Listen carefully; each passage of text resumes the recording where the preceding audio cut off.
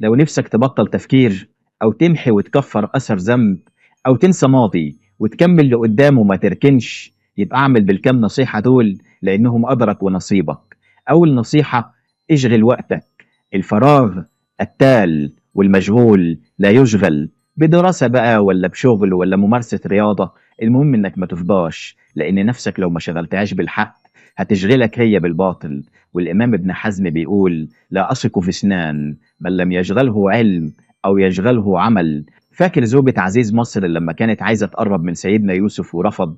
ساعتها بدأت ستات البلد كلها تتكلم عليها، فجمعتهم وعملت لهم مائدة وعزومة، وكل واحدة قدامها طبق فيه فاكهة وسكينة، وأمرت سيدنا يوسف يدخل عليهم. فلما دخل عليهم من شدة جماله نسيوا نفسهم وبدأوا يعوروا روحهم من غير ما يحسوا. وده إن كان يثبت لك شيء فيثبت لك إن زوجة عزيز مصر كانت ست فاضية، ما عندهاش مشغوليات ولا مسؤوليات، فكانت بتتصرف تصرفات عشوائية وغير محسوبة. تاني حاجة: الوحدة. إياك والوحدة يا صديق، في نومتك أو قعدتك أو سفرك. حتى النبي صلى الله عليه وسلم أكد على الحكاية دي ونهى إن الإنسان مننا يسافر لوحده أو ينام لوحده، لازم يكون له ونيس يأنسه ويونسه ويفضل جنبه ومعاه. الوحدة مغرية وهتشدك، لكن لما تتعود عليها هيبدأ الفكر يزيد والوسوسة تكتر.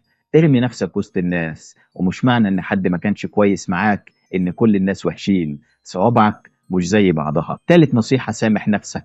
غلطات زمان اللي عملها شخص غير اللي شايفني وبيسمعني دلوقت، وكل يوم وكل ساعة وكل لحظة الإنسان مننا بيتغير وبيتطور وبيبقى أحسن. فبلاش تقسى على روحك واغفر لنفسك علشان تعرف تكمل في اللي جاي من حياتك. رابع حاجة والأخيرة هقول لك: أخبارك إيه مع الصدقة؟ تقول لي صدقة؟ مال الصدقة ومال اللي بنتكلم فيه يا عم؟ هقول لك: أنت ناسي إن ربنا سبحانه وتعالى بيقول في القرآن: خذ من أموالهم صدقة تطهرهم وتزكيهم بها.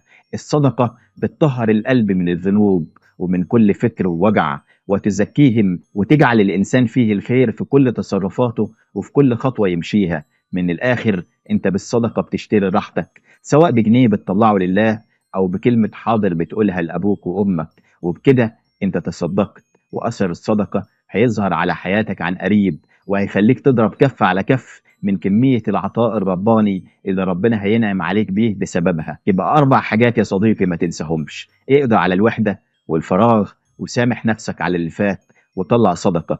أتمنى لك كل السعادة اللي في الدنيا، وإن ربنا سبحانه وتعالى يفرج كربك وييسر أمرك في أقرب وقت ممكن.